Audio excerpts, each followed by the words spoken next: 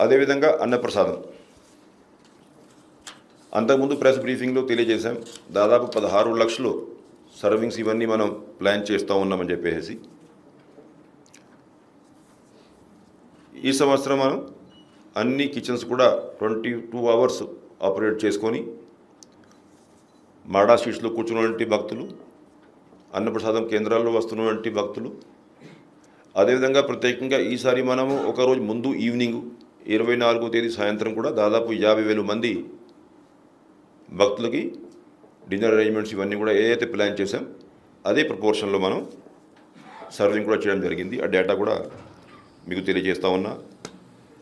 Food quantity total servings 9,42,460 beverages 6,30,000 మందికి ఇవ్వడం జరిగింది.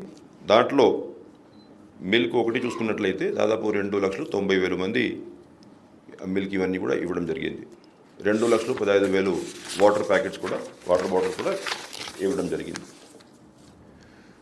ప్రత్యేకంగా మీరు చూసుకున్నట్లయితే అంటే అసెస్మెంట్ ఆఫ్ పిల్గ్రిమ్స్ గత సంవత్సరం మనం అక్యురేట్ డేటా కౌంట్ చేయలేదు కాబట్టి అప్రాక్సిమేట్ ఫిగర్స్ ఉండేవి. బట్ ఓవరాల్ ఇప్పుడు మీరు బ్యాగేజెస్ అండ్ గ్యాజెట్స్ ఏదైతే హ్యాండిల్ చేశాం 3,55,922 బ్యాగ్స్ అండ్ గ్యాజెట్స్ ఈ సంవత్సరం హ్యాండిల్ చేశాం. అవి గత సంవత్సరంతో పోల్చుకుంటే 73% ఎక్స్ట్రా హ్యాండ్లింగ్ చేశాం. సో దాంతో కూడా ఇప్పుడు మనం అప్రాక్సిమేట్గా ఎంతమంది భక్తులు ఎక్కువ వచ్చి ఉంటారు ఈ సంవత్సరం రథసప్తమి కార్యక్రమానికి మనం అర్థం చేసుకోవచ్చు.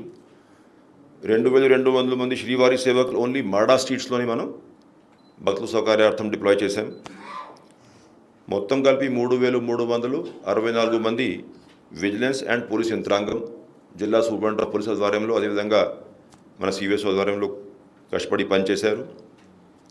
ప్రత్యేకంగా మెడికల్ టీమ్ డిప్లాయ్మెంట్స్ మనం అన్ని చోట చేస్తాం కాబట్టి